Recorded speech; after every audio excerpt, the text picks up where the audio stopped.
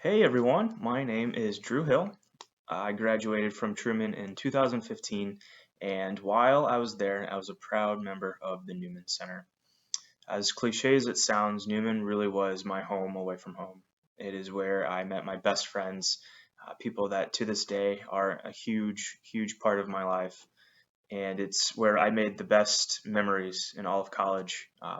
It usually pertained to Newman in some way, either doing something with my friends that I made there or happening within the walls there, whether it be table soccer or a movie night, or even just being there for mass and being present with everyone. Um, Newman really was the most special place for me in college at Truman.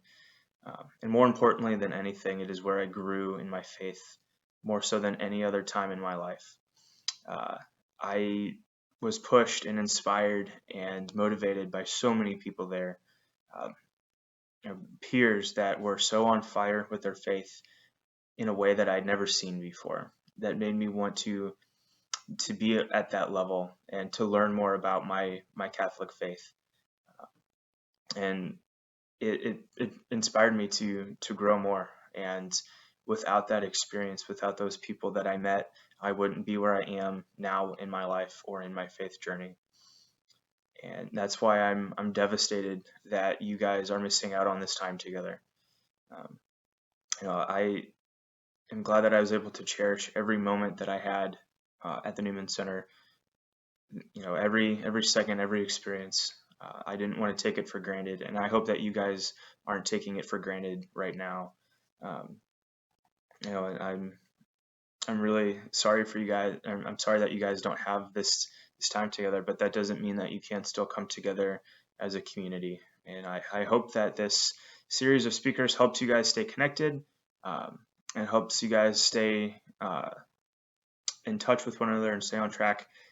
And I have no doubts whatsoever that you will, knowing the Newman Center, knowing the people that it, it has. So I'm excited to be here with you all and just to share some perspectives, share some experiences of mine. Um, I'm going to start by talking about the one person in my life right now that inspires me more than anyone. It's not a friend, it's not a coworker, um, it's not somebody at my church. It's actually my 2-year-old niece. Uh, she is in an incredibly awesome stage in life right now where she is learning so much. It seems like every single time that I see her or talk to her, right now that's exclusively over FaceTime. It just seems like she's gained something new. She's learned something more than she did the previous time. Um, and she's starting to gain this independence, which is really awesome to see that, whether it's learning new words or, just getting this better understanding of life. Um, and also just how pure her emotions are. I love that. Um, there's nothing more contagious than her smile and her laugh because it's real. There's nothing fake or hidden about it. Uh, if she's happy about something, she's gonna laugh about it. She's gonna smile. And one of the ways that she has been expressing that lately is through the game of hide and seek. Because what 2-year-old doesn't love a good game of hide and seek? But the thing is, we've been playing it over the phone through FaceTime, which is a little difficult, obviously. But it doesn't matter to her because to her it's as real as the actual hide and seek as if we were in person. Um, and so it's that pure just happiness that I can't help but not smile. Um, and then there's times when she's upset and she will let you know that she's upset. Um, and I admire that too because that's something I think a lot of us struggle with is, if we're upset about something or we're in pain, we're hurting, we try to bottle that in. Um, and that's one of the reasons I admire her, is because of how openly she expresses who she is as a 2-year-old. That's her life. That's how she's experiencing things in that moment, and she doesn't hide it or fake it. It is what it is, and she'll let you know. And the reason I am inspired by that and I admire that is because that's exactly how I want to live my life in regards to my faith. Um, I want to live my life with that sense of pure joy, and amazement and awe that she has for everything.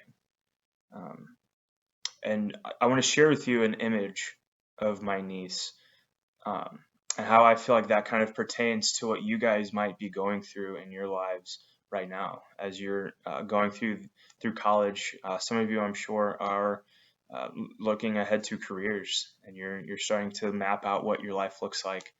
Um, to me, that's the equivalent to my niece holding up a whole armful of blocks, which she is very known to do.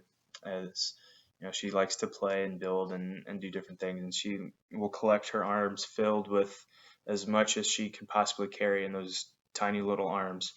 Um, to me, that's the equivalent of you guys trying to balance all these things in your life.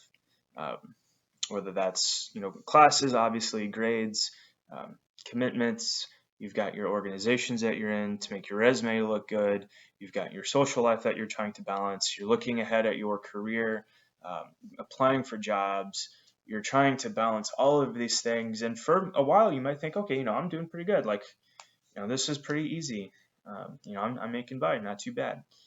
But then there are those times where my niece will have a little bit more than she can carry, and she's not the most coordinated little kid around the block, and she is known to trip over her own feet, and then everything just goes flying, and she is just in hysterics, crying and bawling her eyes out. I'm sure many of you have had moments where we feel like that, where we have all of these things that we're trying to balance and we're trying to uphold and manage and everything, but sometimes it takes just one little misstep and it feels like it's all coming crumbling down. And that can be very, very disheartening. It can be very discouraging, and we, in those moments, might feel like we're failing. But I think one of the differences between us and those situations in my niece is that she'll show her pain. She will show how upset she is by crying, and she will not do anything to hide it. Like I said, her emotions are very pure and very genuine and very real. Whereas I feel like the stigma as we enter into adulthood is you have to bury that pain. You can't let anyone show that weakness. You can't let anyone show how much you're struggling or how much you might need some help. And so in those moments where we do trip and fall and we feel like we're failing, we have to keep it within ourselves. We have to hold on to that pain. But just like we're in some ways like that 2-year-old, we might think that we're wholly independent and that we can do everything on our own. That's not true. We need help, whether that be from our friends or from other people. And what I've learned from my niece, it's in those moments of pain, she'll turn to her mom or her dad for comfort. And sometimes she might not be able to fully communicate, but it doesn't matter. She just goes to them, and they pick her up and they hold her, and they tell her it's going to be okay. They reassure her that we are here for you. We love you. And it's in those moments where in our lives we might feel like we're failing or that we fall and we cannot possibly balance everything. Our Father is there to pick us up. He is there to comfort us and let us know, I'm here for you and I love you. And so what I strive to do is to live my life with that childlike wonder in my faith, to be constantly amazed by the glory and the goodness of our Lord, to not lose sight of the simplicity in life.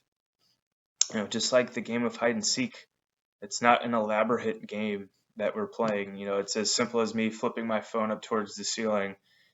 To her, that's the most amazing thing, because then when I flip it back to my face, she's just like overwhelmed with joy. I want to live my life with that same sense of wonderment in my faith, where I'm not afraid to express that joy purely and openly at the goodness that our God has created. And on the flip side too, in those moments of struggle and pain, instead of feeling like we have to depend on ourselves and ourselves alone, we can reach out to our Lord and ask him, like, God, I need help. I need help. And it might not come in the form that we expect, but that comfort is there. And the most important thing with that is when you strip all of that away, he's the one that's there. Just like with my niece, she might be carrying an armful of toys, and when she trips and falls, she's not worried about the toys. She's worried about running to mom and dad for comfort.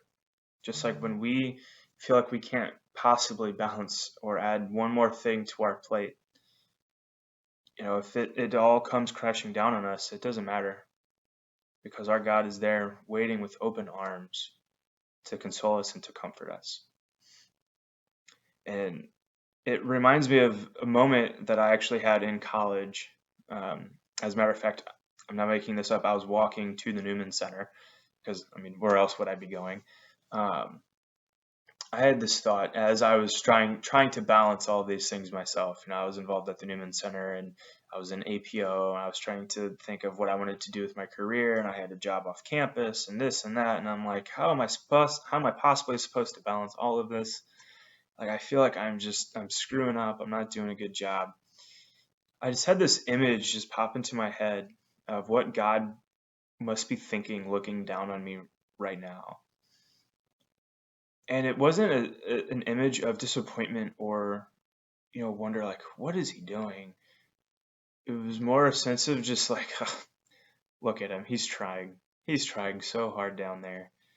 It's just like, it's a sense of love and joy that I can't quite comprehend and can't quite articulate. And then I had the thought too of, what about in those moments of triumph and success? I imagine God looking down on me with just the most pride in the world. Like, that's my son. That's mine.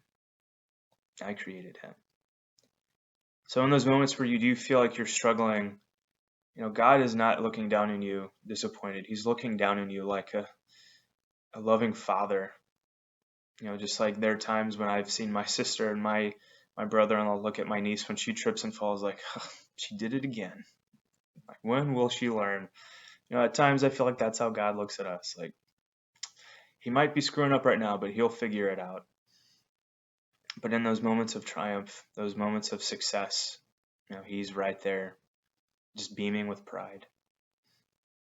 And so my goal in life is to live with that childlike wonder, because I know that God looks at me with that sense of pride that a father has. And I hope that this time is an opportunity for you to maybe hit the reset button, to slow things down a bit, to find that beauty in the small things that a child finds in things that they experience on a day-to-day basis. To find that pure, genuine joy.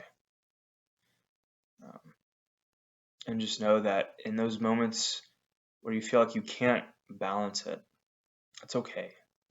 It's okay if you drop everything. It's okay if you fall, because the Father is there waiting with open arms.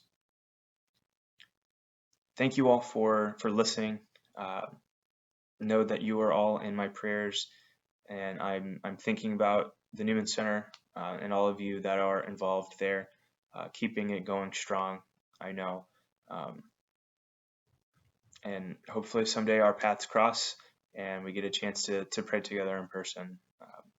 In the meantime, stay safe, stay healthy, and just remember, when you guys are finally reunited, it'll be so amazing. Thank you, and God bless.